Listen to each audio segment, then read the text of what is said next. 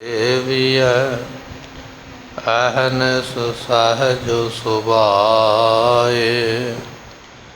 ਦਰਸ਼ਨ ਪਰਸੈ ਗੁਰੂ ਕੈ ਜਨਮ ਮਰਨ ਦੁਖ ਜਾਏ।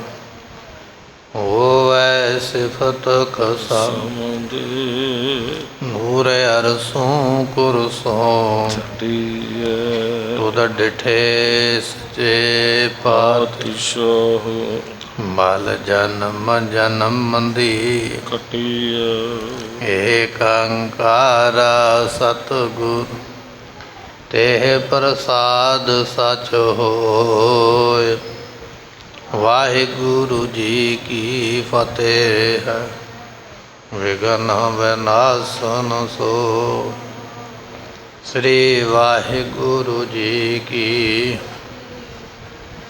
ਵਿਘਨ ਵਿਨਾਸ਼ਨ ਸੋਏ। ਕਹੇ ਸਭਨ ਕੇ ਕੌਪ ਕੋ ਮਨ ਤੇ ਤਜ ਦੀਨਾ। ਭੀਮ ਚੰਦ ਮਾਨਿਓ ਕਹਿਓ ਉਦਮ ਨਹਿ ਕੀਨਾ। ਵਾਹਿਗੁਰੂ ਜੀ ਕਾ ਖਾਲਸਾ ਵਾਹਿਗੁਰੂ ਜੀ ਕੀ ਫਤਿਹ। ਪਤਿਤ ਪਾਵਨ ਸਤਿਗੁਰੂ ਗਰੀਬ ਨਵਾਜ ਗੁਰੂ ਗ੍ਰੰਥ ਸਾਹਿਬ ਜੀਆਂ ਦੀ ਪਵਿੱਤਰ ਪਾਵਨ ਹਜ਼ੂਰੀ ਦਾ ਆਨੰਦ ਮਾਣ ਰਹੀ ਗੁਰੂ ਕੀ ਸੰਗਤ। ਵੱਡਿਆਂ ਭਾਗਾਂ ਦੇ ਨਾਲ ਗੁਰੂ ਕੀ ਸੰਗਤ ਨੂੰ ਪ੍ਰਾਪਤ ਹੋਏ ਹਾਂ।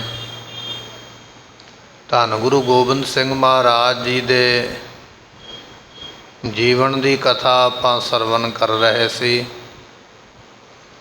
ਭੀਮ ਚੰਦ ਰਾਜਾ ਵਾਰ-ਵਾਰ ਸਤਿਗੁਰਾਂ ਦੇ ਕੋਲੋਂ ਹਾਥੀ ਅਤੇ ਕੁਝ ਹੋਰ ਵਸਤੂਆਂ ਜਿਹੜੀਆਂ ਮੰਗਦਾ ਹੈ। ਸਤਿਗੁਰੂ ਪਾਤਸ਼ਾਹ ਦੇ ਨਾ ਕਰਨ 'ਤੇ ਭੀਮ ਚੰਦ ਰਾਜਾ ਆਪਣੀ ਫੌਜ ਸਤਿਗੁਰਾਂ ਦੇ ਉੱਪਰ ਚੜ੍ਹਾਉਣੀ ਚਾਹੁੰਦਾ, ਪਰ ਇਹਦੇ ਮੰਤਰੀਆਂ ਅਤੇ ਰਾਜਿਆਂ ਨੇ ਸਲਾਹ ਦਿੱਤੀ ਹੈ ਵੀ ਘਰ ਵਿੱਚ ਵਿਆਹ ਰੱਖਿਆ ਹੋਇਆ, ਜੇ ਮਹਾਰਾਜ ਨਾਲ ਜੰਗ ਕਰਨੀ ਹੈ ਤੇ ਵਿਆਹ ਦਾ ਦਿਨ ਅੱਗੇ ਕੀਤਾ ਜਾਵੇ, ਤੇ ਜੇ ਵਿਆਹ ਕਰਨਾ ਹੈ ਤੇ ਫਿਰ ਜੰਗ ਨੂੰ ਕੁਝ ਸਮੇਂ ਲਈ ਟਾਲ ਦਿੱਤਾ ਜਾਵੇ। ਇਹ ਗੱਲਾਂ ਸੁਣ ਕੇ ਭੀਮ ਚੰਦ ਕਹਿਣ ਲੱਗਾ, ਵਿਆਹ ਤੇ ਅੱਗੇ ਨਹੀਂ ਕੀਤਾ ਜਾ ਸਕਦਾ, ਚਲੋ ਮੈਂ ਜੰਗ ਕੁਝ ਸਮੇਂ ਲਈ ਟਾਲ ਦਿੰਦਾ ਹਾਂ। ਇਤਿਹਾਸ ਪ੍ਰਸੰਗ ਆਪਾਂ ਪਿੱਛੇ ਲੜੀਵਾਰ ਕਥਾ ਦੇ ਅੰਦਰ ਸਰਵਣ ਕੀਤੇ। ਅੱਗੇ ਜਿਵੇਂ ਸਤਿਗੁਰੂ ਬਖਸ਼ਿਸ਼ ਕਰ ਰਹੇ ਨੇ, ਆਓ ਸਰਵਣ ਕਰੀਏ, ਮਿਲ ਕੇ ਆਖੀਏ ਸਤਿਨਾਮ ਸ੍ਰੀ ਵਾਹਿਗੁਰੂ ਸਾਹਿਬ ਜੀ। ਕਹੇ ਸਭਨ ਕੇ ਕੌਪ ਕੋ ਮਨ ਤੇ ਤਜ ਦੀਨਾ। ਜਦੋਂ ਸਾਰਿਆਂ ਨੇ ਜਿੰਨੇ ਮੰਤਰੀ ਬੈਠੇ ਸਨ, ਵਜ਼ੀਰ ਬੈਠੇ, ਸਾਰਿਆਂ ਰਾਜਿਆਂ ਨੇ ਸਲਾਹ ਦਿੱਤੀ ਵੀ ਜੇ ਘਰ ਵਿੱਚ ਵਿਆਹ ਰੱਖਿਆ ਤੇ ਜੰਗ ਨਹੀਂ ਕਰਨਾ ਚਾਹੀਦਾ, ਜੇ ਜੰਗ ਕਰਨਾ ਤੇ ਵਿਆਹ ਨਾ ਕਰੀਏ। ਇਹ ਗੱਲ ਸੁਣ ਕੇ ਭੀਮ ਚੰਦ ਨੇ ਆਪਣਾ ਗੁੱਸਾ ਛੱਡ ਦਿੱਤਾ। ਕਹਿਣ ਲੱਗਾ, ਠੀਕ ਹੈ, ਵਿਆਹ ਨੂੰ ਪਹਿਲ ਦੇ ਦਈਏ, ਪਹਿਲਾਂ ਵਿਆਹ ਕਰ ਲਈਏ ਤੇ ਜੰਗ ਮੈਂ ਬਾਅਦ ਵਿੱਚ ਕਰਾਂਗਾ। ਇਹ ਗੱਲ ਸੋਚ ਕੇ ਵਿਚਾਰ ਕੇ ਕਹਿਣ ਲੱਗੇ, ਕੁਝ ਸਮੇਂ ਲਈ ਆਪਣੇ ਗੁੱਸੇ ਨੂੰ ਛੱਡਿਆ ਹੈ। ਭੀਮ ਚੰਦ ਮਾਨਿਓ ਕਹਿਓ ਉਦਮ ਨਹਿ ਕੀਨਾ। ਸੋ ਭੀਮ ਚੰਦ ਨੇ ਆਪਣੇ ਮੰਤਰੀਆਂ ਦੀ ਸਲਾਹ ਮੰਨ ਲਈ, ਗੱਲ ਮੰਨ ਲਈ। ਕਹਿਣ ਲੱਗਾ, ਠੀਕ ਹੈ, ਸਿਆਣੇ ਵੀ ਇਹ ਗੱਲ ਕਹਿੰਦੇ ਨੇ ਵੀ ਖੁਸ਼ੀ ਦੇ ਸਮੇਂ ਵਿੱਚ ਝਗੜੇ ਵਾਲਾ ਕੰਮ ਨਹੀਂ ਕਰਨਾ ਚਾਹੀਦਾ, ਨਹੀਂ ਤੇ ਰਸ ਨਹੀਂ ਰਹਿ ਜਾਂਦਾ। ਇਸ ਕਰਕੇ ਮੈਂ ਤੁਹਾਡਾ ਬਚਨ ਮੰਨ ਲੈਂਦਾ, ਮੈਂ ਹੁਣ ਜੰਗ ਨਹੀਂ ਕਰਾਂਗਾ, ਪਹਿਲਾਂ ਆਪਣੇ ਪੁੱਤਰ ਦਾ ਵਿਆਹ ਕਰਦਾ ਹਾਂ। ਫਸਿਓ ਵਿਆਹ ਕੇ ਕਾਜ ਮੈਂ ਬਹੁ ਮੇਲ ਬੁਲਾਏ। ਕਿਉਂਕਿ ਹੁਣ ਘਰ ਦੇ ਵਿੱਚ ਮੇਲ ਆ ਚੁੱਕਾ ਹੈ ਨਾ, ਹੋ ਸਕਦਾ ਵਿਆਹ ਟਾਲ ਦਿੰਦਾ ਕੋਈ ਦਿਨਾਂ ਲਈ, ਪਰ ਹੁਣ ਟਾਲਿਆ ਨਹੀਂ ਨਾ ਜਾਣਾ, ਮੇਲ ਤੇ ਪਹਿਲਾਂ ਹੀ ਆ ਗਿਆ। ਕਿਉਂਕਿ ਉਹਨਾਂ ਸਮਿਆਂ ਵਿੱਚ ਕਈ ਮਹੀਨੇ ਵਿਆਹ ਚੱਲਦਾ, ਔਰ ਰਾਜਿਆਂ ਦੇ ਵਿਆਹ ਤੇ ਕਈ ਸਮਾਂ ਪਹਿਲਾਂ ਹੀ ਪਾਰਟੀਆਂ ਵਗੈਰਾ ਜਿਹੜੀਆਂ ਸਾਨੂੰ ਦਾਵਤਾਂ ਸ਼ੁਰੂ ਹੋ ਜਾਂਦੀਆਂ। ਹੁਣ ਭੀਮ ਚੰਦ ਦੇ ਘਰ ਵਿੱਚ ਕੁਝ ਰਾਜੇ ਆ ਕੇ ਬੈਠ ਗਏ ਨੇ, ਕੁਝ ਸਾਕ ਸੰਬੰਧੀ ਰਿਸ਼ਤੇਦਾਰ ਤੇ ਪਹਿਲਾਂ ਹੀ ਆ ਕੇ ਡੇਰਾ ਲਾ ਕੇ ਬੈਠੇ। ਹੁਣ ਵਿਆਹ ਗਾਂਹ ਕਰਨਾ ਠੀਕ ਨਹੀਂ, ਇਸ ਕਰਕੇ ਵਿਆਹ ਨੂੰ ਟਾਲ ਕੇ ਫਸ ਗਿਆ।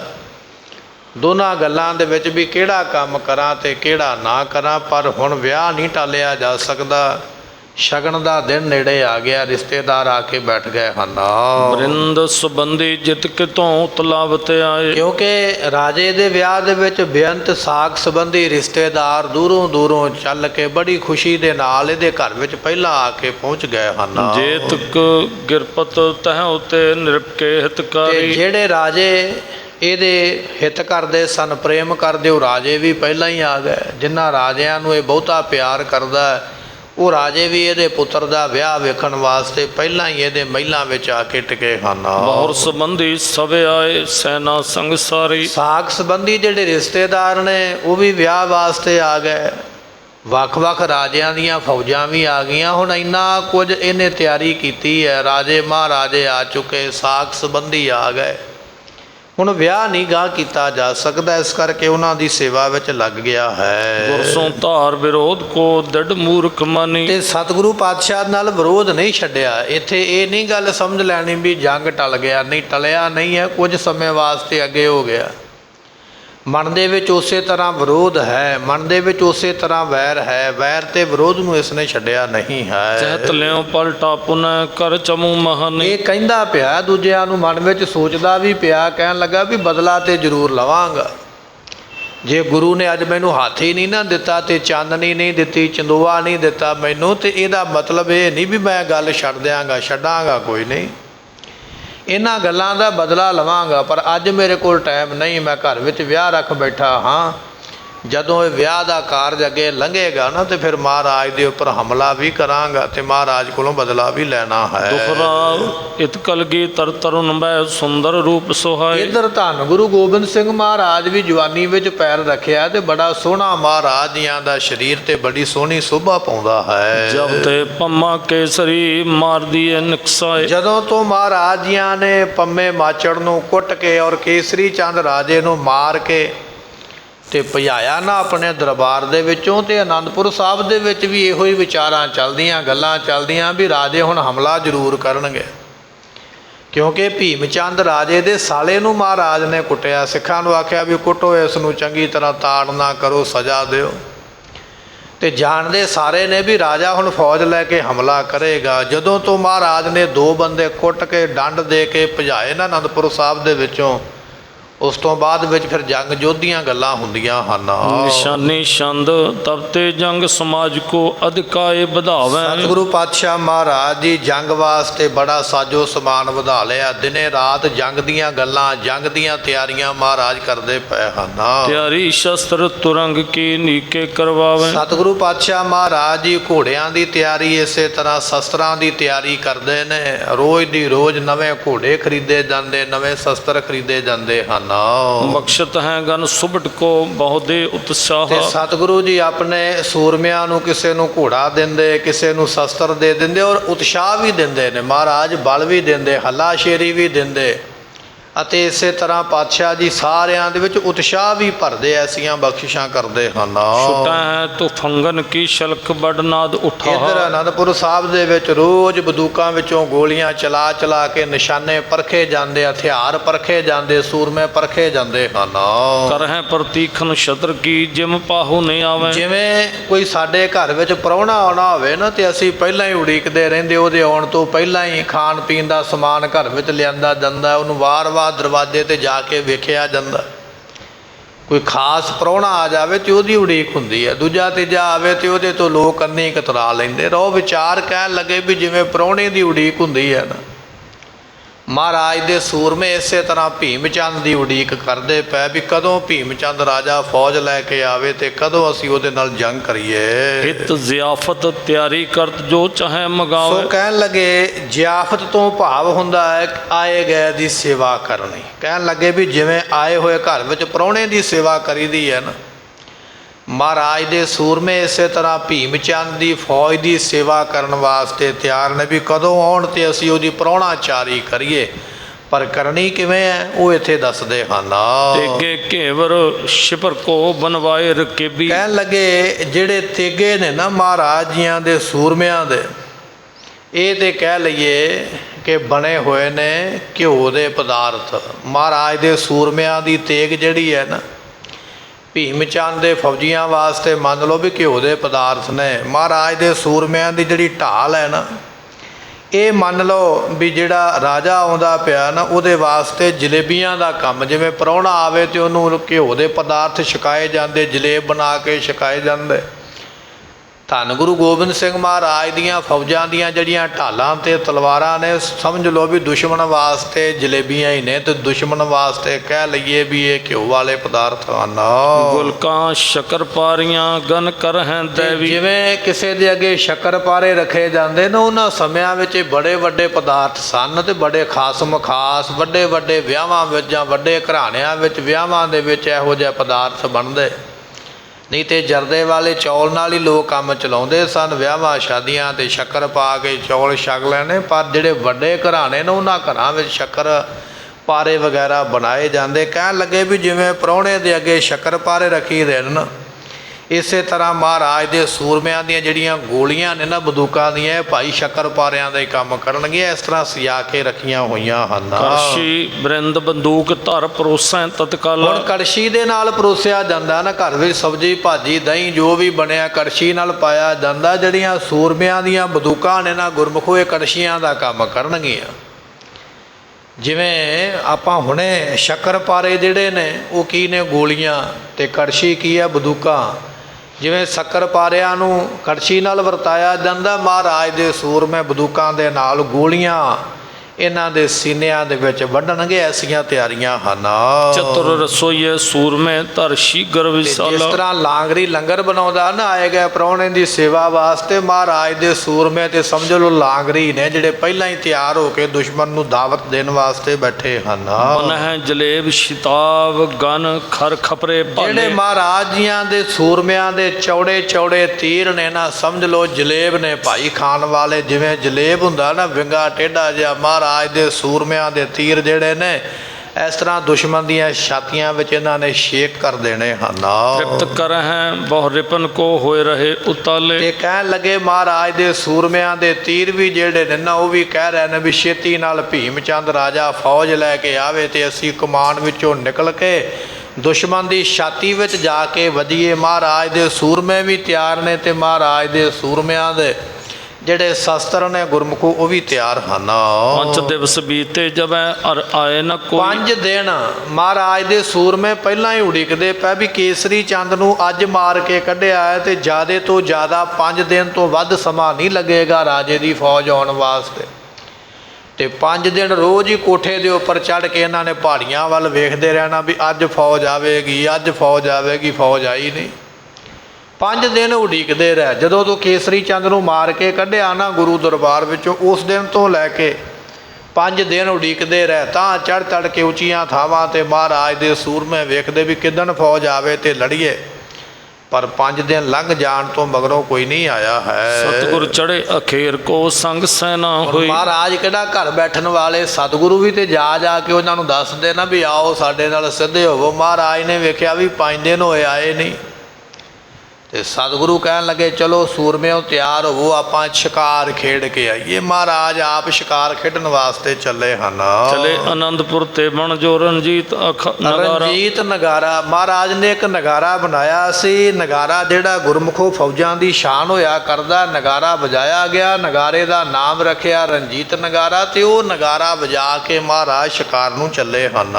ਜਹਾਂ ਗਿਰਨ ਕੀ ਕੰਦਰਾ ਸਮਧੂ ਨੇ ਉਦਾਰਾ। ਗੁਰਮੁਖੋ ਪਹਾੜਾਂ ਦੇ ਵਿੱਚ ਆਵਾਜ਼ ਮਾਰੀਏ ਨਾ, ਤੇ ਬੜੀ ਬੜੀ ਦੂਰ ਤੱਕ ਪੱਥਰਾਂ ਦੇ ਨਾਲ ਆਵਾਜ਼ ਟਰੱਕ ਟਕਰਾ ਕੇ ਜਾਂਦੀ ਹੈ। ਤੇ ਮਹਾਰਾਜ ਨੇ ਪਹਾੜਾਂ ਵਿੱਚ ਲਿਜਾ ਕੇ ਆਖਿਆ ਨਗਾਰਾ ਵਜਾਓ ਉੱਚੀ ਆਵਾਜ਼ ਦੇ ਵਿੱਚ, ਤਾਂ ਕਿ ਜੇ ਪਹਾੜੀ ਫੌਜ ਲੈ ਕੇ ਨਹੀਂ ਆਉਂਦੇ ਤੇ ਤਾਂ ਵੀ ਆਉਣ। ਮਹਾਰਾਜ ਉਹਨਾਂ ਨੂੰ ਲਲਕਾਰਦੇ ਪਏ ਵੀ ਆਓ ਭਾਈ ਅਸੀਂ ਜੰਗ ਵਾਸਤੇ ਤਿਆਰ।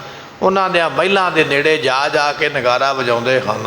ਤਿਤ ਕੋ ਗਮਨੇ ਪੰਥ ਮੈਂ ਰਜ ਗਗਨ ਚੜਾਈ। ਸਤਿਗੁਰੂ ਪਾਤਸ਼ਾਹ ਜੀ ਕਦੇ ਕਿੱਧਰ ਨੂੰ ਕਦੇ ਕਿੱਧਰ ਨੂੰ ਆਪਣੀ ਮੌਜ ਦੇ ਨਾਲ ਇਸ ਤਰ੍ਹਾਂ ਪਹਾੜੀਆਂ ਦੇ ਜੰਗਲਾਂ ਵਿੱਚ ਤੁਰੇ ਫਿਰਦੇ ਹਨ। ਉਠੇ ਨਾਦ ਗਨ ਤੁਪਤ ਕੇ ਜਨ ਮਚੀ ਲੜਾਈ। ਮਹਾਰਾਜ ਦੇ ਸੂਰਮੇ ਉਹ ਕਿਹੜਾ ਘੱਟ ਨੇ, ਜੇ ਮਹਾਰਾਜ ਆਪ ਜਾਂਦੇ ਉਹਨਾਂ ਦੇ ਨਾਲ ਲਲਕਾਰਨ ਵਾਸਤੇ, ਤੇ ਸੂਰਮੇ ਵੀ ਨੇੜੇ ਜਾ ਜਾ ਕੇ ਬੰਦੂਕਾਂ ਵਿੱਚੋਂ ਗੋਲੀਆਂ ਚਲਾ ਚਲਾ ਕੇ ਵਿਖਾਉਂਦੇ ਹਨ।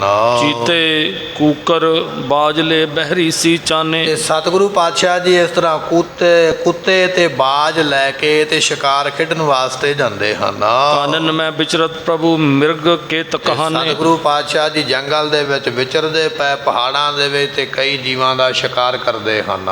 ਗਜ ਬਾਜੀ ਜੋਧੇ ਚੜੇ ਪਿਖ ਕਰੈ ਅਖੇਰੀ। ਮਹਾਰਾਜ ਦੇ ਸੂਰਮੇ ਜਿਹੜੇ ਨੇ ਘੋੜਿਆਂ ਦੇ ਉੱਪਰ ਚੜੇ ਹੋਏ ਤੇ ਸ਼ਿਕਾਰ ਖੇਡਣ ਵਾਸਤੇ ਤੁਰੇ ਜਾਂਦੇ ਹਨ। ਮਨ ਭਾਵਤ ਫਿਰ ਵਿਪਨ ਮਹਿ ਸ਼ਤਰ ਨਹਿ ਨੇਰੇ। ਸਤਿਗੁਰੂ ਪਾਤਸ਼ਾਹ ਮਹਾਰਾਜ ਜੀਆਂ ਦੇ ਸੂਰਮੇ ਜਿਹੜੇ ਨੇ ਮਨ ਭਾਉਂਦੇ ਜੰਗਲਾਂ ਵਿੱਚ ਜਾਂਦੇ ਤੇ ਦੁਸ਼ਮਣ ਜਿਹੜਾ ਹੈ ਉਹ ਨੇੜੇ ਨਹੀਂ ਆ ਸਕਦਾ ਹੈ। ਬਹੁਰ ਆਨੰਦਪੁਰ ਕੋਹਟੇ ਧੌਂਸਾ ਧੂੰਕਾਰੇ। ਇਸ ਤਰ੍ਹਾਂ ਮਹਾਰਾਜ ਸਾਹਿਬ ਜੀ ਜਿਹੜੇ ਨੇ ਚੱਲ ਫਿਰ ਕੇ ਤੁਰ ਕੇ ਤੇ ਕਹਿਣ ਲੱਗੇ ਉਸ ਵੇਲੇ ਆ ਕੇ ਫਿਰ ਵਾਪਸ ਅਨੰਦਪੁਰ ਸਾਹਿਬ ਦੇ ਵਿੱਚ ਪਹੁੰਚ ਗਿਆ, ਕਿਉਂਕਿ ਰਾਜੇ ਜਿਹੜੇ ਨੇ ਆ ਕੇ ਮਿਲੇ ਨਹੀਂ ਹਨ। ਆਏ ਕੋਹੀਆਂ ਗਨ ਮਿਲੇ ਕਰ ਭੇਟ ਅਗਾਰੇ। ਤੇ ਕਹਿਣ ਲੱਗੇ ਇਸੇ ਤਰ੍ਹਾਂ ਮਹਾਰਾਜ ਜੀਆਂ ਦੇ ਅੱਗੇ ਜਿਹੜੇ ਸੂਰਮੇ ਨੇ ਨਾ ਉਹ ਆ ਕੇ ਮਿਲੇ ਨੇ, ਕਹਿਣ ਲੱਗੇ ਆ ਕੇ ਸਤਿਗੁਰੂ ਪਾਤਸ਼ਾਹ ਜੀਆਂ ਨੂੰ ਨਮਸਕਾਰਾਂ ਕਰਦੇ ਹਨ। ਇਸ ਕੋ ਨਹਿ ਨੁਕਸਾਨ ਹੋਏ ਜੋ ਸਨਮੁਖ ਜਾਹੀ। ਸਤਿਗੁਰੂ ਪਾਤਸ਼ਾਹ ਮਹਾਰਾਜ ਸਾਹਿਬ ਜੀਆਂ ਦੇ ਸਾਹਮਣੇ ਕਿਹੜਾ ਜਾਵੇ, ਕਿਉਂਕਿ ਜਿਹੜਾ ਜਾਵੇਗਾ ਉਹਦਾ ਨੁਕਸਾਨ ਹੋ ਜਾਣਾ ਹੈ। ਕੀ ਆਦ ਬਹੁ ਬਿਗਨ ਤਹਿ ਜੋ ਆਏ ਨ ਪਾਹੀ। ਸੋ ਸਤਿਗੁਰੂ ਪਾਤਸ਼ਾਹ ਮਹਾਰਾਜ ਜੀਆਂ ਨੇ ਕੁਝ ਸੂਰਮੇ ਅੱਗੇ ਭੇਜੇ, ਕਹਿਣ ਲੱਗੇ ਜਾਓ ਜਾ ਕੇ ਵੇਖੋ ਕਿ ਸਾਡੀ ਫੌਜ ਜਿਹੜੀ ਹੈ ਨਾ ਕਿਸਾਨਾਂ ਦੀ ਜ਼ਮੀਨ ਵਿੱਚ ਨਾ ਵੜ ਜਾਵੇ। ਕੁਝ ਕਿਸਾਨਾਂ ਨੇ ਜ਼ਮੀਨ ਫਸਲਾਂ ਬੀਜੀਆਂ ਹੋਈਆਂ ਨਾ, ਮਹਾਰਾਜ ਨੇ ਕੁਝ ਸੂਰਮੇ ਅੱਗੇ ਲਾਏ, ਕਹਿਣ ਲੱਗੇ ਅੱਗੇ ਚੱਲ ਕੇ ਰਸਤਾ ਵੇਖੋ, ਸਾਡੀ ਫੌਜ ਕਿਸੇ ਖੇਤ ਵਿੱਚ ਵੜ ਕੇ ਕਿਸੇ ਗਰੀਬ ਕਿਸਾਨ ਦਾ ਖੇਤ ਨਾ ਖਰਾਬ ਹੋ ਜਾਣਾ ਕਰੇ। ਲੱਖ ਸੰਧਿਆ ਪਹੁੰਚੇ ਸਦਨ ਉਤਰੇ ਸੁਖ ਪਾਏ। ਸਤਿਗੁਰੂ ਪਾਤਸ਼ਾਹ ਜੀ ਸੰਧਿਆ ਦਾ ਸਮਾਂ ਜਾਣ ਕੇ ਤੇ ਉਸ ਵੇਲੇ ਆਪਣੇ ਘਰੇ ਪਹੁੰਚੇ ਹਨ। ਜੋਧਾ ਨਿਜ ਨਿਜ ਮਿਸਲ ਮੈਂ ਥਿਰ ਹੋਇਆ ਰਖਾਏ। ਮਹਾਰਾਜ ਦੇ ਸੂਰਮੇ ਜਿਹੜੇ ਸਨ ਆਪੋ ਆਪਣੇ ਟਿਕਾਣਿਆਂ ਤੇ ਜਿੱਥੇ ਜਿੱਥੇ ਕਿਸੇ ਨੂੰ ਰਿਹਾਇਸ਼ ਮਿਲੀ ਆ ਉੱਥੇ ਜਾ ਕੇ ਬੈਠ ਗਏ ਹਨ। ਇਮ ਕੌਤਕ ਪਿਖ ਗੁਰੂ ਕੋ ਜੇ ਅਦਕ ਮਸੰਦਾ। ਜਿਹੜੇ ਮਸੰਦ ਨੇ ਨਾ ਉਹ ਮਹਾਰਾਜ ਦੇ ਰੋਜ਼ ਕੰਮ ਵੇਖਦੇ ਤੇ ਮਸੰਦਾਂ ਨੂੰ ਗੁੱਸਾ ਬੜਾ। ਪਹਿਲਾਂ ਤੇ ਮਹਾਰਾਜ ਨੇ ਕੇਸਰੀ ਚੰਦ ਰਾਜਾ ਕੁੱਟਿਆ, ਉਸ ਗੱਲ ਦਾ ਗੁੱਸਾ ਵੀ ਕਿਉਂ ਕੁੱਟਿਆ। ਫਿਰ 5 ਦਿਨ ਮਹਾਰਾਜ ਉਡੀਕਦੇ ਰਿਹਾ ਵੀ ਪਹਾੜੀਏ ਆਉਣ ਤੇ ਜੰਗ ਕਰੀਏ, ਪਹਾੜੀਏ ਆਏ ਕੋਈ ਨਹੀਂ। ਅੱਜ ਮਹਾਰਾਜ ਆਪ ਉਹਨਾਂ ਦੀ ਰਿਆਸਤ ਵਿੱਚ ਚਲੇ ਗਿਆ, ਨਗਾਰੇ ਜਾ ਕੇ ਵਜਾਉਂਦੇ ਨੇ, ਗੋਲੀਆਂ ਚਲਾਉਂਦੇ ਨੇ। ਇਹ ਗੱਲ ਵੇਖ ਕੇ ਕਹਿਣ ਲੱਗੇ ਮਸੰਦ ਬੜੇ ਦੁਖੀ ਹੋਏ ਹਨ। ਤਪਤਰ ਦੇ ਨ ਸਹਿ ਸਕੈ ਉਤਪਾਤ ਇਹ ਬਿਲੰਦਾ। ਮਸੰਦ ਜਿਹੜੇ ਨੇ ਨਾ ਤਪਦੇ ਪਏ, ਅੰਦਰੋਂ ਸੜਦੇ ਬੜਾ ਪਏ ਮਹਾਰਾਜ ਵੱਲ ਵੇਖ ਕੇ, ਪਰ ਜ਼ੋਰ ਕੋਈ ਨਹੀਂ ਚੱਲਦਾ ਵੀ ਮਹਾਰਾਜ ਨੂੰ ਕੀ ਕਹਿਣਾ ਕਰੀਏ। ਬਸਤ ਹੋਤੇ ਸੁਖ ਸ਼ਾਂਤ ਸੋ ਕੋ ਜਾਣੈ ਨਾਹੀ। ਇਹ ਜਿਹੜੇ ਮਸੰਦ ਨੇ ਇਹ ਸੋਚਦੇ ਮਨ ਵਿੱਚ, ਕਹਿਣ ਲੱਗੇ ਬੜੀ ਸੋਹਣੀ ਚੈਨ ਦੀ ਨੀਂਦ ਆਪਾਂ ਸੌਂਦੇ ਸੀ, ਮਨ ਭਾਉਂਦੀਆਂ ਗਰਾਈਆਂ ਕਰਦੇ ਸਨ, ਮਨ ਭਾਉਂਦੀ ਗਰਾਈ ਮਹਾਰਾਜ ਨੂੰ ਦਿੰਦੇ ਤੇ ਬਾਕੀ ਆਪ ਛਕਾ ਜਾਂਦੇ। ਵਧੀਆ ਜੀਵਨ ਚੱਲਦਾ ਪਿਆ, ਵਧੀਆ ਕੰਮਕਾਰ ਚੱਲਦਾ ਪਿਆ। ਮਹਾਰਾਜ ਨੇ ਕਿਹੜੇ ਨਵੇਂ ਪੰਗੇ ਲੈ ਲਏ ਹਨ। ਇਨਹੋ ਉਠਾਇਓ ਧੁੰਦ ਵੱਡ ਬੈ ਨਹੀਂ ਉਮਾਹੀ। ਸਤਿਗੁਰੂ ਪਾਤਸ਼ਾਹ ਦੀ ਉਮਰਾਂ ਨਵੀਂ ਹੈ, ਜਵਾਨੀ ਵਿੱਚ ਪੈਰ ਰੱਖਿਆ, ਜਵਾਨੀ ਇਹਨਾਂ ਕੋਲੋਂ ਸਾਂਭੀ ਨਹੀਂ ਜਾਂਦੀ ਹੈ, ਜਾਣ ਬੁੱਝ ਕੇ ਪਹਾੜੀ ਰਾਜਿਆਂ ਨਾਲ ਜੰਗ ਕਰਨਾ ਚਾਹੁੰਦੇ ਹਨ। ਕਬ ਸ਼੍ਰੀ ਗੁਜਰੀ ਨਿਕਟ ਕਹਿ ਸਮਝਾਵੇ।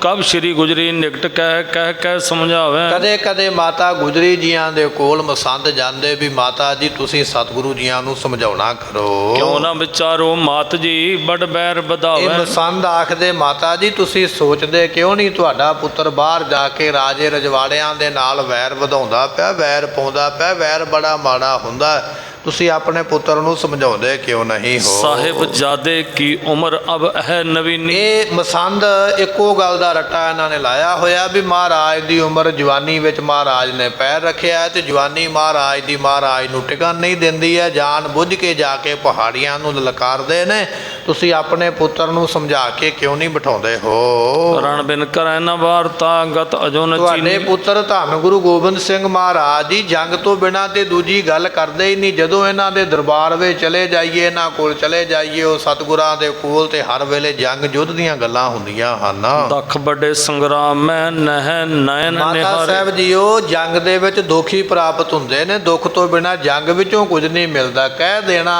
ਕਿ ਜੰਗ ਲੱਗਾ ਹੈ, ਜੰਗ ਵਿੱਚ ਇਹ ਹੋ ਜਾਵੇਗਾ, ਇਹ ਮਿਲ ਜਾਵੇਗਾ, ਜੰਗ ਵਿੱਚੋਂ ਮਿਲਦਾ ਕੁਝ ਨਹੀਂ ਹੁੰਦਾ, ਸਗੋਂ ਦੁੱਖ ਪ੍ਰਾਪਤ ਹੁੰਦੇ ਹਨ। ਆਨ ਪਰੈ ਗਰ ਲਖੈ ਤਬ ਹੋਏ ਨਾ ਪਰ ਉਪਚਾਰੇ। ਜਦੋਂ ਇਹ ਰਾਜੇ ਆ ਕੇ ਗੱਲ ਪੈ ਗਏ ਤੇ ਉਸ ਵੇਲੇ ਫਿਰ ਸਾਡਾ ਕੋਈ ਜ਼ੋਰ ਕੋਈ ਨਹੀਂ ਚੱਲਣਾ। ਅਜੇ ਟਾਈਮ ਹੈ ਵੀ ਆਪਾਂ ਜਾ ਕੇ ਰਾਜਿਆਂ ਕੋਲੋਂ ਮਾਫੀ ਵਗੈਰਾ ਮੰਗ ਲਈਏ, ਪਰ ਜੇ ਹੁਣ ਨਾ ਮੌਕਾ ਸਾਂਭ ਸਕੇ ਤੇ ਬਾਅਦ ਵਿੱਚ ਜਦੋਂ ਗੱਲ ਪੈ ਗਏ ਤੇ ਫਿਰ ਕੁਝ ਨਹੀਂ ਹੋਣਾ ਹੈ। ਭੀਮ ਚੰਦ ਸੈਲਿੰਦਰ ਵੱਡ ਜਨ ਤਿਸਕੇ ਆਏ। ਇਹ ਮਸੰਦ ਆਖਦੇ ਪਏ ਵੀ ਭੀਮ ਚੰਦ ਰਾਜਾ ਬਹੁਤ ਵੱਡਾ ਹੈ ਤੇ ਉਸਦੇ ਕੋਲ ਬੜੀ ਵੱਡੀ ਫੌਜ ਹੈ। ਕਨੋ ਕੀਨ ਅਪਮਾਨ ਕੋ ਹਤ ਵਹਿਰ ਤੁਹਾਡੇ ਕਢਾਏ। ਪੁੱਤਰ ਨੇ ਭੀਮ ਚੰਦ ਰਾਜੇ ਦੇ ਬੰਦਿਆਂ ਦਾ ਅਪਮਾਨ ਕੀਤਾ, ਕੁੱਟ ਕੇ ਮਾਰ ਕੇ ਸਜ਼ਾ ਦੇ ਕੇ ਆਪਣੇ ਦਰਬਾਰ ਵਿੱਚੋਂ ਬਾਹਰ ਕੱਢਿਆ। ਇਹ ਨਿੱਕਾ ਕੰਮ ਨਹੀਂ ਮਾਤਾ ਜੀ, ਬੜੀ ਵੱਡੀ ਗਲਤੀ ਕੀਤੀ ਹੈ।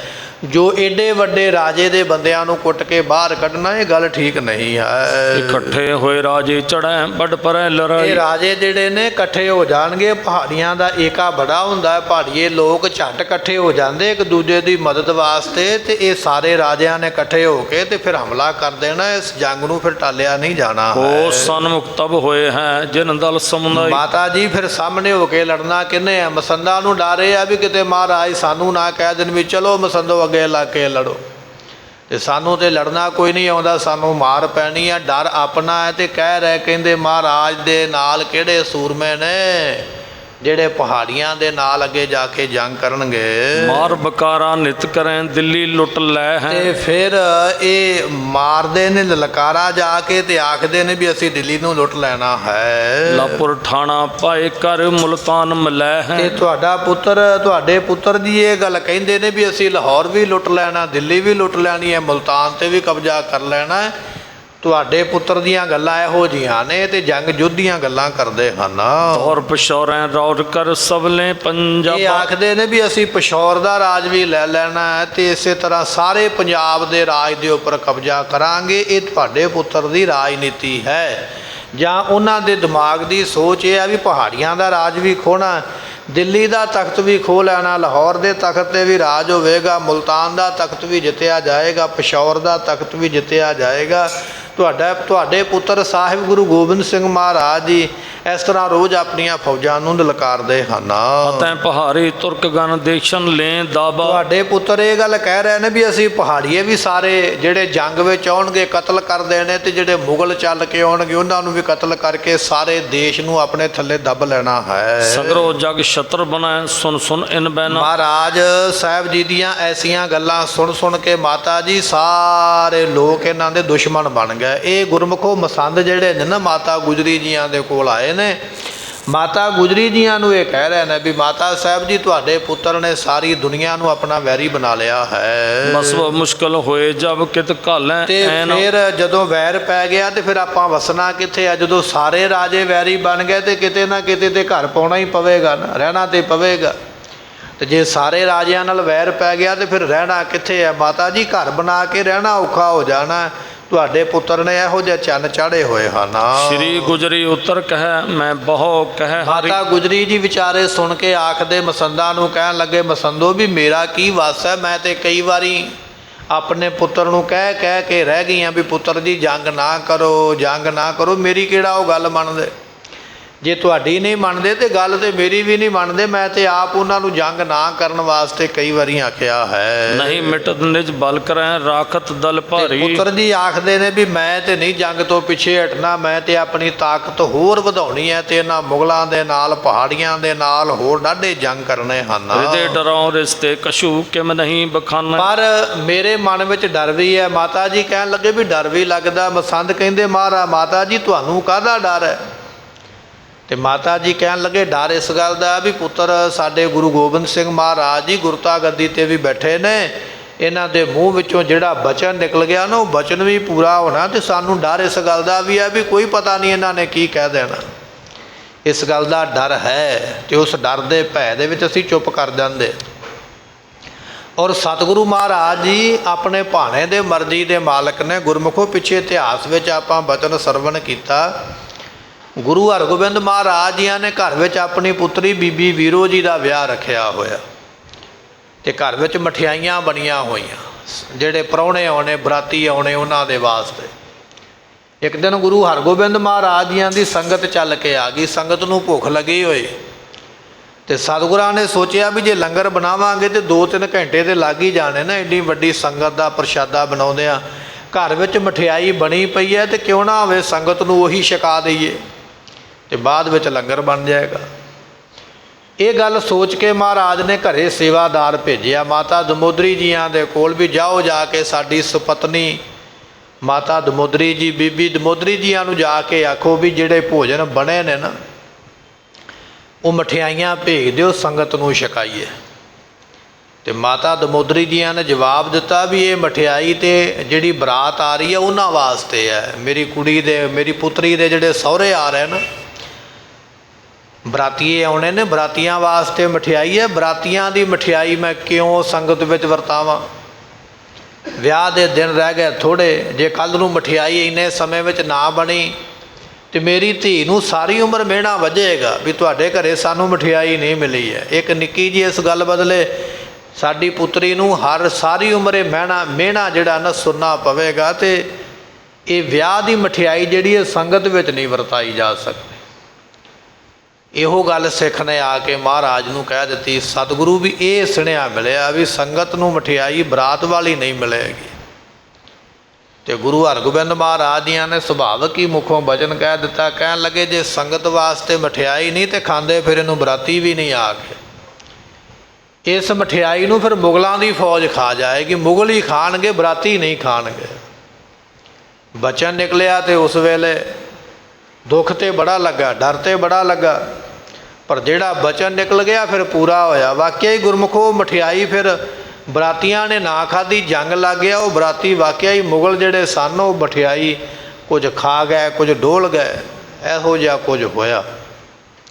ਇੱਥੇ ਮਾਤਾ ਗੁਜਰੀ ਜੀ ਇਹ ਗੱਲ ਕਹਿ ਰਹੇ, ਕਹਿਣ ਲੱਗੇ ਵੀ ਸਾਨੂੰ ਡਰ ਲੱਗਦਾ ਗੁਰੂ ਗੋਬਿੰਦ ਸਿੰਘ ਮਹਾਰਾਜ ਨੂੰ ਕੁਝ ਕਹਿਣ ਤੋਂ ਪਹਿਲਾਂ ਵੀ ਸਤਿਗੁਰਾਂ ਦਾ ਕੀ ਪਤਾ ਵੀ ਇਹਨਾਂ ਨੇ ਕਿਹੜਾ ਬਚਨ ਕਹਿ ਦੇਣਾ। ਜੇ ਗੁਰੂ ਹਰਗੋਬਿੰਦ ਪਾਤਸ਼ਾਹ ਮਹਾਰਾਜ ਇਹ ਬਚਨ ਕਰ ਸਕਦੇ ਤੇ ਇਹ ਵੀ ਤੇ ਉਹਨਾਂ ਦੇ ਪੋਤਰੇ ਹੀ ਨੇ ਨਾ, ਜੇ ਇਹਨਾਂ ਨੇ ਕੁਝ ਅੱਗੋਂ ਬਚਨ ਕਰ ਦਿੱਤਾ ਤੇ ਮੁਸੀਬਤ ਪੈ ਜਾਣੀ। ਅਸੀਂ ਡਰਦੇ ਮਾਰੇ ਅੱਗੋਂ ਬਹੁਤਾ ਕੁਝ ਕਹਿ ਨਹੀਂ ਸਕਦੇ। ਹਾਂ, ਮੁਖ ਤੇ ਨਿਕਸੈ ਤਥਾ ਹੋਏ ਸਗਰੇ ਇਮ ਜਾਣੈ। ਸਤਿਗੁਰੂ ਜੀ ਮੁਖ ਤੋਂ ਜਿਹੜਾ ਇਹਨਾਂ ਨੇ ਬਚਨ ਕਹਿ ਦਿੱਤਾ ਉਹ ਪੂਰਾ ਹੋ ਜਾਣਾ ਹੈ, ਤੇ ਜਿਹੜਾ ਵੀ ਬਚਨ ਕਹਿਣਗੇ ਉਹ ਮਹਾਰਾਜ ਨੇ ਆਪਣੀ ਆਜ਼ਾਦੀ ਨਾਲ, ਆਪਣੀ ਮੌਜ ਨਾਲ ਕਹਿਣਾ। ਤੇ ਮੈਨੂੰ ਡਰ ਲੱਗਦਾ ਪੁੱਤਰ ਨੂੰ ਸਮਝਾਉਣ ਤੋਂ ਵੀ ਕੋਈ ਪਤਾ ਨਹੀਂ ਇਹ ਕਿਹੜੀ ਮੌਜ ਵਿੱਚ ਬੈਠੇ ਹੋਣਗੇ ਤੇ ਕਿਹੜਾ ਬਚਨ ਇਹਨਾਂ ਨੇ ਮੁਖੋਂ ਕਹਿਣਾ ਹੈ। ਸੁਤ ਮਸੰਦਨ ਤੇ ਬਹੁਰ ਕਬ ਸੁਤ ਢਿਗ ਆਵੇ। ਸੋ ਮਸੰਦ ਜਿਹੜੇ ਨੇ ਵਾਰ-ਵਾਰ ਮਾਤਾ ਜੀ ਨੂੰ ਕਹਿੰਦੇ, ਨਹੀਂ ਮਾਤਾ ਜੀ ਤੁਸੀਂ ਜਾਓ, ਤੁਸੀਂ ਜਾਓ, ਤੁਸੀਂ ਆਪਣੇ ਪੁੱਤਰ ਨੂੰ ਸਮਝਾਓ। ਵਾਰ-ਵਾਰ ਮਸੰਦ ਪ੍ਰੇਰਦੇ ਤੇ ਮਾਤਾ ਜੀ ਵਿਚਾਰੇ ਦੋਨੇ ਬੰਨੇ ਫਸੇ ਹੋਏ ਨੇ। ਜੇ ਪੁੱਤਰ ਦੀ ਗੱਲ ਸੁਣਦੇ, ਪੁੱਤਰ ਵੱਲੋਂ ਭੈ ਲੱਗਦਾ ਤੇ ਪਿੱਛੇ ਮੁੜ ਜਾਂਦੇ। ਮਸੰਦ ਕਹਿੰਦੇ ਵੀ ਤੁਹਾਨੂੰ ਅੱਗੇ ਜਾਣਾ ਪੈਣਾ, ਤੁਸੀਂ ਵੱਡੇ ਹੋ। ਮਸੰਦ ਦੀ ਗੱਲ ਸੁਣ ਕੇ ਅੱਗੇ ਆ ਜਾਂਦੇ। ਮਾਤਾ ਜੀ ਕਦੇ ਆਉਂਦੇ, ਕਦੇ ਜਾਂਦੇ, ਕਦੇ ਟਾਲਾ ਕਰਦੇ, ਵਿਚਕਾਰ ਵਿਚਾਰੇ ਫਸੇ ਹੋਏ। ਤੇ ਕਹਿੰਦੇ ਐਸੀਆਂ ਗੱਲਾਂ ਉਸ ਵੇਲੇ ਹੁੰਦੀਆਂ ਹਨ। ਮ੍ਰਿਦੁਲ ਦਿਲਾਸੇ ਕੇ ਸਹਿਤ ਸੁਤ ਕੋ ਸਮਝਾਵੇ। ਤੇ ਜਦੋਂ ਮਾਤਾ ਜੀ ਜਾਂਦੇ ਆਪਣੇ ਪੁੱਤਰ ਦਾ ਪਹਿਲਾਂ ਤੇਵਰ ਵੇਖ ਲੈਂਦੇ ਵੀ ਮਹਾਰਾਜ ਇਸ ਵੇਲੇ ਕਿਸ ਤੇਵਰ ਵਿੱਚ ਬੈਠੇ ਨੇ। ਜੇ ਤੇ ਖੁਸ਼ ਪ੍ਰਸੰਨ ਬੈਠੇ ਤੇ ਫਿਰ ਮਿੱਠੀਆਂ ਮਿੱਠੀਆਂ ਗੱਲਾਂ ਕਰਕੇ ਪਿਆਰ ਦੇ ਨਾਲ ਸਮਝਾਉਂਦੇ ਪੁੱਤਰ ਦੀ ਜੰਗ ਨਹੀਂ ਕਰਨਾ ਚਾਹੀਦਾ। ਜੇ ਵੇਖਦੇ ਵੀ ਮਹਾਰਾਜ ਅੱਜ ਬੜੇ ਵੀਰ ਰਸ ਦੇ ਵਿੱਚ ਨੇ ਫਿਰ ਚੁੱਪ ਕਰਕੇ ਵਾਪਸ ਵੀ ਆ ਜਾਂਦੇ। ਮੌਕਾ ਵੇਖਦੇ ਮਾਤਾ ਸਾਹਿਬ ਜੀ ਵੀ ਕੀ ਬਣਦਾ ਪਿਆ ਹੈ। ਸੁਨੋ ਪੁੱਤਰ ਬੜ ਰਣ ਕਰੇ ਤੁਮਰੇ ਜੋ ਪਿਤਾਮਾ। ਤੇ ਫਿਰ ਕਦੇ ਕਦੇ ਮਾਤਾ ਜੀ ਸਮਝਾ ਵੀ ਦਿੰਦੇ, ਕਹਿਣ ਲੱਗੇ ਪੁੱਤਰ ਤੁਹਾਡੇ ਦਾਦਾ ਸਾਹਿਬ ਗੁਰੂ ਹਰਗੋਬਿੰਦ ਮਹਾਰਾਜ ਨੇ ਬੜੇ ਵੱਡੇ ਜੰਗ ਕੀਤੇ ਹਨ। ਲੱਖੋਂ ਤੁਰਕ ਸੰਘਾਰ ਕਰ ਭੇਜੇ ਜਮ ਧਾਮਾ। ਲੱਖਾਂ ਦੀ ਗਿਣਤੀ ਦੇ ਵਿੱਚ ਵੈਰੀਆਂ ਨੂੰ ਮਾਰ ਕੇ ਜਮਾਂ ਦੀ ਪੂਰੀ ਭੇਜਿਆ ਹੈ। ਤਿਨ ਕੀ ਕ੍ਰਿਤ ਕੁਛ ਛਪੀ ਨ ਹੈ ਜਗ ਜਾਣੈ ਸਾਰਾ। ਇਸ ਕਰਕੇ ਪੁੱਤਰ ਜੀ ਤੁਹਾਡੇ ਦਾਦੇ ਦੇ ਕਾਰਨਾਮੇ ਨਾ ਹਾਲੇ ਤੱਕ ਭੁੱਲੇ ਨਹੀਂ, ਸਾਰੀ ਦੁਨੀਆ ਜਾਣਦੀ ਹੈ। ਤੁਹਾਡੇ ਵੱਡੇ ਵਡੇਰਿਆਂ ਦੇ ਕੀਤੇ ਕਾਰਨਾਮੇ ਭੁੱਲੇ ਨਹੀਂ। ਤੁਹਾਡੇ ਦਾਦੇ ਨੇ ਵੀ ਇਸ ਤਰ੍ਹਾਂ ਦੇ ਬੜੇ ਜੰਗ ਕਰ ਛੱਡੇ ਹਨ। ਤਉ ਲਖੋ ਇੱਕ ਸ਼ਾਹ ਸੋਂ ਬੜ ਜੰਗ ਅਖਾਰਾ। ਪਰ ਫਿਰ ਵੀ ਜਿਹੜਾ ਸ਼ਾਹਜਹਾਨ ਬਾਦਸ਼ਾਹ ਨਾ ਉਹਦੇ ਨਾਲ ਤੁਹਾਡਾ ਦਾਦਾ ਵੀ ਤੇ ਤੁਸੀਂ ਵੀ ਤੇ ਆਪਣੇ ਦਾਦੇ ਵਰਗੇ ਹੀ ਹੋ ਨਾ। ਤੁਸੀਂ ਤੇ ਹਾਲੇ ਪਹਾੜੀਆਂ ਨਾਲ ਮੱਥਾ ਲਾਇਆ, ਤੁਹਾਡੇ ਦਾਦਾ ਸਤਿਗੁਰੂ ਨੇ ਤੇ ਸਿੱਧਾ ਸ਼ਾਹਜਹਾਨ ਬਾਦਸ਼ਾਹ ਨਾਲ ਹੀ ਮੱਥਾ ਲਾ ਲਿਆ ਸੀ, ਜਿਹੜਾ ਹਿੰਦੁਸਤਾਨ ਦਾ ਮਾਲਕ ਹੈ। ਐਡੇ ਵੱਡੇ ਰਾਜੇ ਨਾਲ ਮੱਥਾ ਲਾ ਕੇ ਫਿਰ ਜੰਗ ਕੀਤੇ ਹਨ। ਅਪਰਨ ਕੋ ਮੇਲਾ ਰਹੋ ਗੁਰ ਕੇ ਅਨੁਸਾਰਾ। ਪਰ ਬਾਕੀ ਸਾਰੇ ਗੁਰੂ ਨਾਲ ਮਿਲੇ ਰਹੇ। ਸ਼ਾਹਜਹਾਨ ਇਕੱਲੇ ਨਾਲ ਹੀ ਵੈਰ ਕੀਤਾ ਉਹਦੀ ਫੌਜ ਨਾਲ, ਬਾਕੀ ਰਾਜੇ ਮਹਾਰਾਜ ਦੇ ਮਿੱਤਰ ਬਣੇ ਰਹੇ ਹਨ। ਚਿਤ ਚਾਹਤ ਵਿਚਰਤ ਰਹੇ ਸਗਰੇ ਹਿਤਵਾਰੇ। ਮਹਾਰਾਜ ਆਪਣੀ ਮੌਜ ਦੇ ਨਾਲ ਵਿਚਰਦੇ ਰਹੇ। ਵੱਡੇ ਰਾਜੇ ਨਾਲ ਤੇ ਜੰਗ ਕਰ ਲਿਆ ਪਰ ਬਾਕੀ ਰਾਜਿਆਂ ਨੂੰ ਮਹਾਰਾਜ ਨੇ ਕੁਛ ਨਹੀਂ ਆਖਿਆ। ਇਸ ਕਰਕੇ ਜਿਹੜੀ ਮਰਜ਼ੀ ਰਿਆਸਤ ਵਿੱਚ ਜਾ ਕੇ ਸਤਿਗੁਰੂ ਰਹਿ ਪੈਂਦੇ ਸਨ।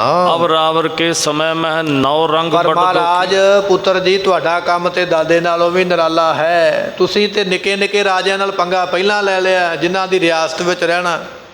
ਇਹਨਾਂ ਰਾਜਿਆਂ ਨੇ ਭੱਜ ਕੇ ਔਰੰਗੇ ਕੋਲ ਚਲੇ ਜਾਣਾ ਤੇ ਫਿਰ ਕੇ ਤੁਸੀਂ ਰੰਗੇ ਨਾਲ ਵੀ ਪੰਗਾ ਲੈ ਲੈਣਾ। ਤੁਸੀਂ ਉਲਟਾ ਚੱਲ ਪਏ।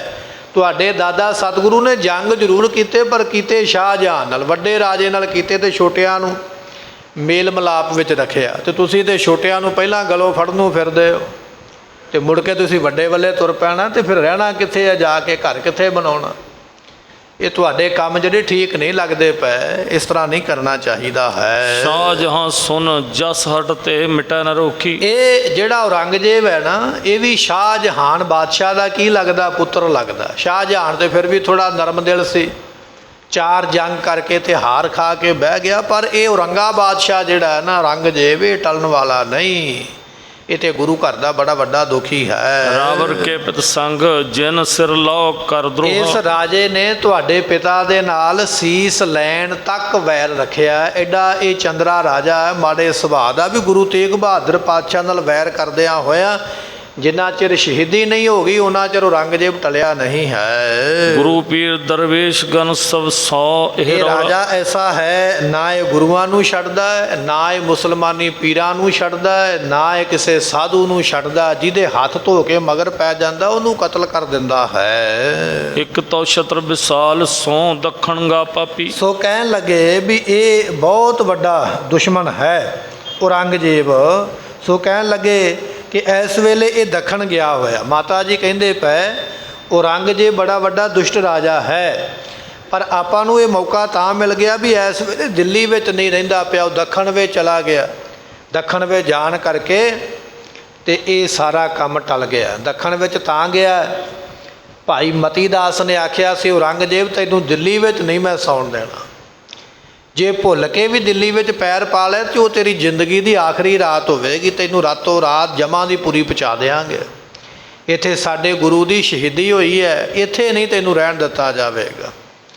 ਤੇ ਉਸ ਵੇਲੇ ਔਰੰਗਜ਼ੇਬ ਨੇ ਬੜੇ ਵੱਡੇ ਇੱਕ ਕਰਾਮਾਤੀ ਪੀਰ ਦੇ ਕੋਲ ਜਾ ਕੇ ਨੱਕ ਗੋਡਾ ਰਗੜਿਆ, ਪੀਰ ਜੀ ਮੇਰੇ 'ਤੇ ਕਿਰਪਾ ਕਰੋ। ਜੇ ਮੈਂ ਦਿੱਲੀ ਵਿੱਚ ਨਹੀਂ ਰਹਿੰਦਾ ਤੇ ਲੋਕਾਂ ਨੂੰ ਮੂੰਹ ਨਹੀਂ ਵਿਖਾ ਸਕਦਾ। ਲੋਕਾਂ ਨੇ ਆਖਣਾ ਵੀ ਬਾਦਸ਼ਾਹ ਡਰਦਾ ਮਾਰਾ ਦਿੱਲੀੋਂ ਭੱਜਿਆ। ਤੁਸੀਂ ਬੜੇ ਵੱਡੇ ਕਰਾਮਾਤੀ ਹੋ, ਤੁਹਾਡੇ ਕੋਲ ਬੜੀਆਂ ਕਰਾਮਾਤਾਂ, ਕੋਈ ਮੰਤਰ ਪੜ੍ਹੋ, ਕੋਈ ਇਹੋ ਜਿਹਾ ਮੇਰੇ ਵਾਸਤੇ ਕਰਮ ਧਰਮ ਕਰੋ ਵੀ ਮੈਂ ਦਿੱਲੀ ਵਿੱਚ ਰਹਿ ਸਕਾਂ।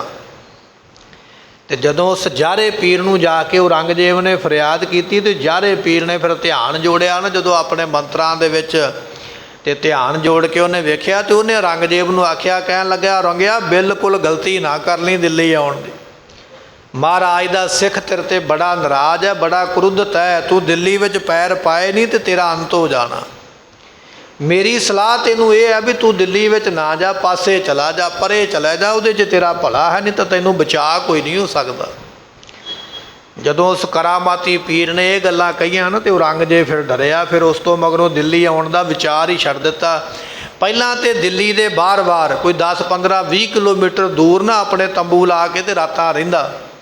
ਦਿੱਲੀ ਦੇ ਵਿੱਚ ਨਾ ਆਉਂਦਾ, ਦਿੱਲੀੋਂ ਬਾਹਰ 20-20 ਕਿਲੋਮੀਟਰ ਬੈਠਾ ਰਹਿੰਦਾ ਵੀ ਅੱਜ ਨਹੀਂ ਤੇ ਕੱਲ੍ਹ ਚਲੇ ਜਾਵਾਂਗਾ, ਕੱਲ੍ਹ ਨਹੀਂ ਤੇ ਪਰਸੋਂ ਦਿੱਲੀ ਜਾਵਾਂਗਾ।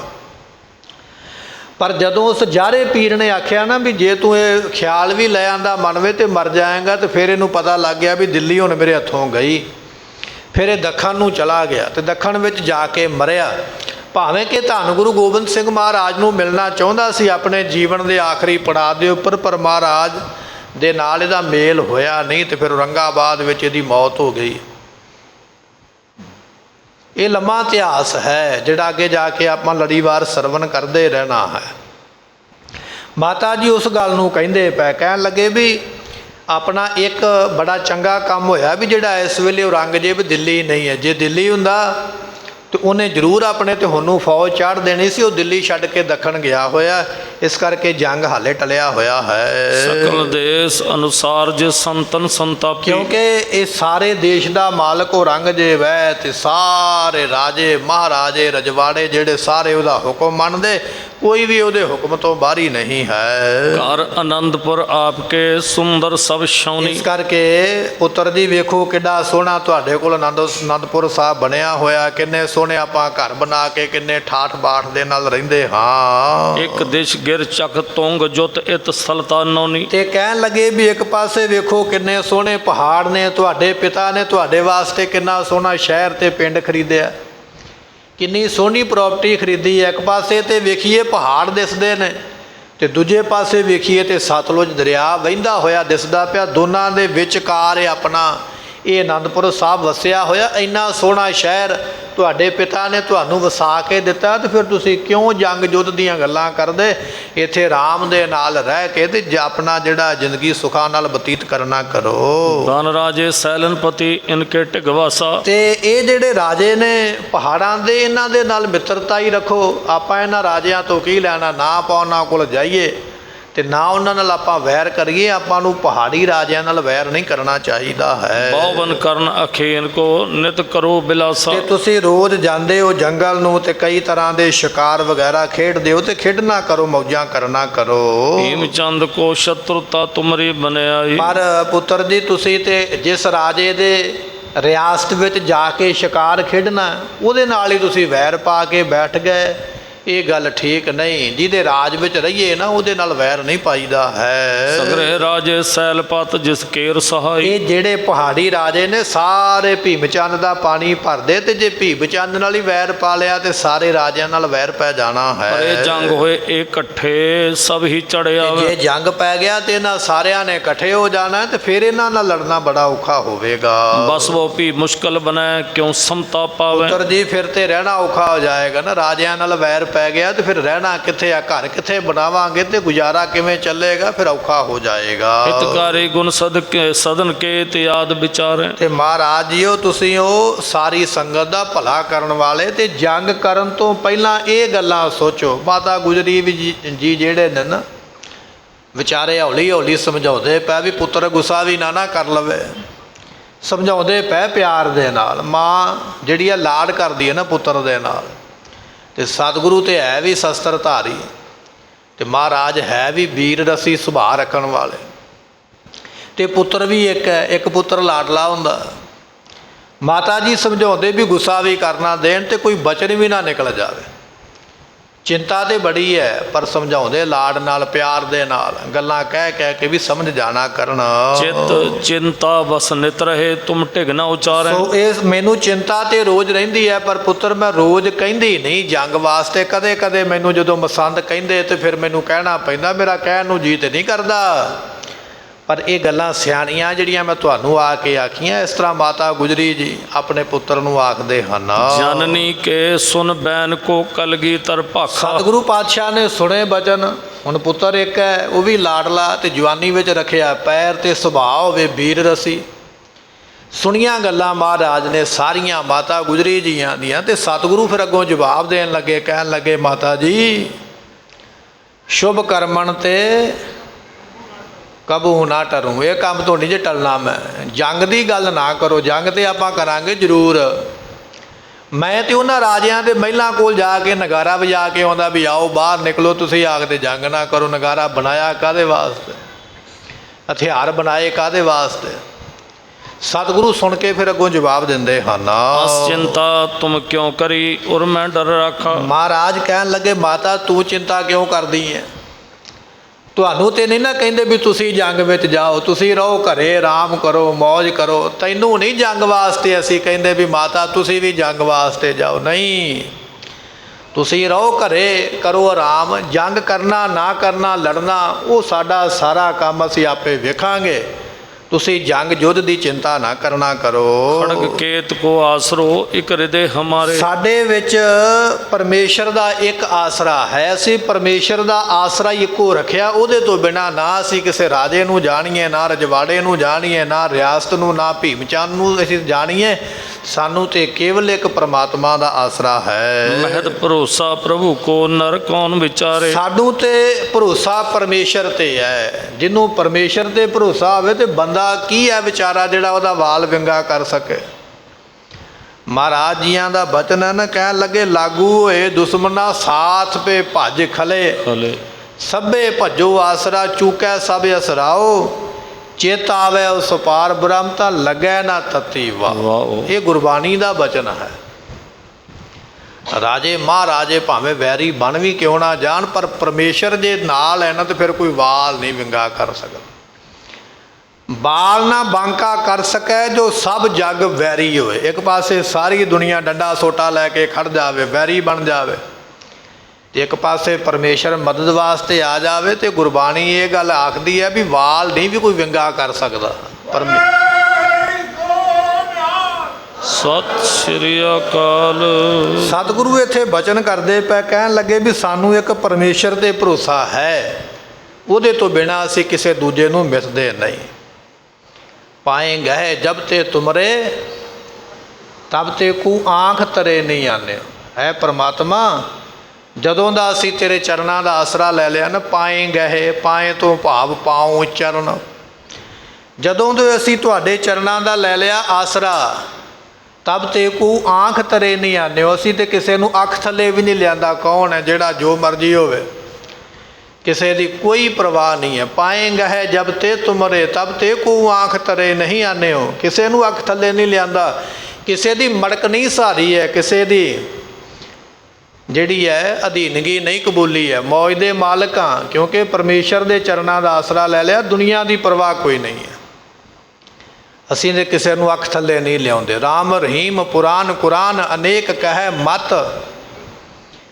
ਦੁਨੀਆ ਦੇ ਲੋਕਾਂ ਨੇ ਬੜੇ ਮਤ ਕਹੇ ਨੇ, ਬੜੇ ਅਵਤਾਰਾਂ ਦਾ ਜ਼ਿਕਰ ਕੀਤਾ, ਪਰ ਮਹਾਰਾਜ ਕਹਿਣ ਲੱਗੇ ਅਸੀਂ ਇਹਨਾਂ ਵਿੱਚੋਂ ਕਿਸੇ ਨੂੰ ਨਹੀਂ ਜਾਣਦੇ। ਹਮ ਏਕ ਨਾ ਮਾਨਿਓ, ਮੈਂ ਤੇ ਇੱਕ ਵੀ ਨਹੀਂ ਮੰਨਦਾ ਇਹਨਾਂ 'ਚੋਂ। ਸਿਮਰਤ ਸ਼ਾਸਤਰ ਵੇਦ ਸਭੈ ਬਹੁ ਭੇਦ ਕਹੈ। ਸਿਮਰਤੀਆਂ ਸ਼ਾਸਤਰ ਵੇਦ ਗ੍ਰੰਥ ਬੜੇ ਬੜੇ ਭੇਦ ਦੱਸਦੇ। ਆਹ ਮੰਤਰ ਪੜ੍ਹੋਗੇ ਆਹ ਹੋਵੇਗਾ, ਆਹ ਮੰਤਰ ਪੜ੍ਹੋਗੇ ਆਹ ਹੋਵੇਗਾ। ਬੜੇ ਬੜੇ ਮੰਤਰਾਂ ਦਾ ਵਰਣਨ ਹੈ, ਜ਼ਿਕਰ ਹੈ।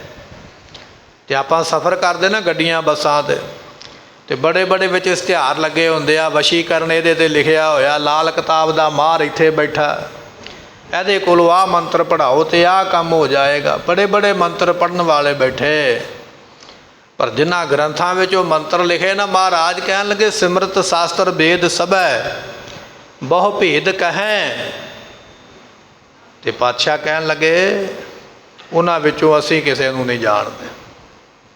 ਕਿਉਂ ਨਹੀਂ ਜਾਣਦੇ? ਸ੍ਰੀ ਅਸਪਾਨ ਕਿਰਪਾ ਤੁਮਰੀ ਕਰ। ਹੈ ਪਰਮਾਤਮਾ, ਕੇਵਲ ਤੇਰੀ ਕਿਰਪਾ ਦੀ ਲੋੜ ਹੈ, ਤੇ ਤੇਰੀ ਕਿਰਪਾ ਬਿਨਾਂ ਅਸੀਂ ਕਿਸੇ ਦਾ ਜ਼ਿਕਰ ਵੀ ਨਹੀਂ ਕਰਦੇ। ਸਗਲ ਦੁਆਰ ਕੋ ਛੱਡ ਕੇ ਗਇਓ ਤੁਹਾਰੋ ਦੁਆਰ, ਬਾਹੇ ਗਹਿ ਕੀ ਲਾਜ ਅਸ ਗੋਬਿੰਦ ਦਾਸ ਤੁਹਾਰ। ਇੱਥੇ ਮਹਾਰਾਜ ਕਹਿ ਰਹੇ, ਕਹਿੰਦੇ ਮਾਤਾ ਜੀ ਚਿੰਤਾ ਨਾ ਕਰੋ, ਤੁਹਾਨੂੰ ਜੰਗ ਵਾਸਤੇ ਅੱਗੇ ਨਹੀਂ ਭੇਜਦੇ, ਸਾਨੂੰ ਤੇ ਇੱਕ ਪਰਮਾਤਮਾ ਦਾ ਆਸਰਾ ਹੈ, ਉਹਦੇ ਬਿਨਾਂ ਅਸੀਂ ਕਿਸੇ ਦੀ ਪਰਵਾਹ ਨਹੀਂ ਕਰਦੇ। ਹਾਂ ਤੁਰਕੇਸ਼ਰ ਕੀ ਦੜ ਜਰਾ ਹਮ ਦੇ ਉਖਾਰੀ। ਸਤਿਗੁਰੂ ਪਾਤਸ਼ਾਹ ਕਹਿਣ ਲੱਗੇ ਮਾਤਾ ਜੀ, ਜਿਸ ਔਰੰਗਜ਼ੇਬ ਦੀ ਤੁਸੀਂ ਗੱਲ ਕਰਦੇ ਹੋ ਨਾ ਵੀ ਬੜਾ ਵੱਡਾ ਪਾਪੀ ਰਾਜਾ, ਸਮਾਂ ਆ ਲੈਂਦੇ ਹੋ, ਇਸੇ ਰਾਜੇ ਦੀਆਂ ਜੜ੍ਹਾਂ ਪੁੱਟ ਕੇ ਰੱਖ ਦਿਆਂਗੇ।